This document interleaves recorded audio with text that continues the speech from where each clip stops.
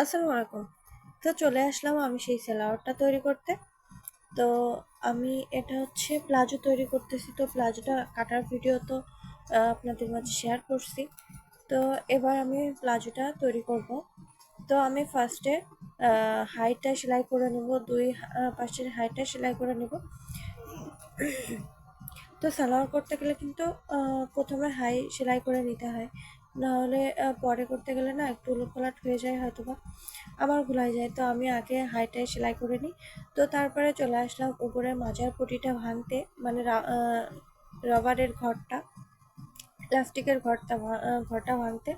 তো সেটা ভাঙবো। আর ইলাস্টিকের ঘরটা আমি খুবই চিকনভাবে ভাঙবো, যেহেতু তিনটা দিব, তো তার জন্য। তো ইলাস্টিকের ঘরটা আমার প্রায় ভাঙা কমপ্লিট হয়ে গেছে। তো তারপরে এবার আমি ইলাস্টিকের ঘরটা সেলাই করে তারপরে দেন আমি সালোয়ারের নিচের ঝুলটা সেলাই করব। তো দেখেন, কথা বলতে বলতে কিন্তু ঠিক আমার সালোয়ারের ইলাস্টিকের ঘরটা সেলাই করা হয়ে গেছে।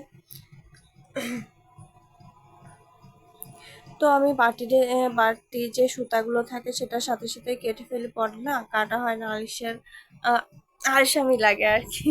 আর সুতাগুলো থাকলে খারাপ দেখা যায়। তো আমি সুতাগুলো কেটে নিয়েছি। তো তারপরে এবার পার ঘেরটা সেলাই করব। তো পার ঘেরটা সেলাই করা হয়ে গেলে আমি সাইডটা সেলাই করব। তো প্লাজো তৈরি করা কিন্তু খুবই সহজ, এর থেকে সহজ মনে হয় আর কিছু হয় না। আর এটা সেলাই করতেও না আমার সর্বোচ্চ 10-15 মিনিট লাগে একটা সালোয়ার প্লাজো তৈরি করতে। তো দেখেন, কথা বলতে বলতে কিন্তু আমার প্লাজোটা বানানো হয়ে গেছে। তো আমার ভিডিওগুলো যাদের ভালো লাগে তারা অবশ্যই আমার চ্যানেলটাকে সাবস্ক্রাইব করবেন আর একটা লাইক করতে ভুলবেন না অবশ্যই। তো আজকে এই পর্যন্ত, আল্লাহ হাফেজ।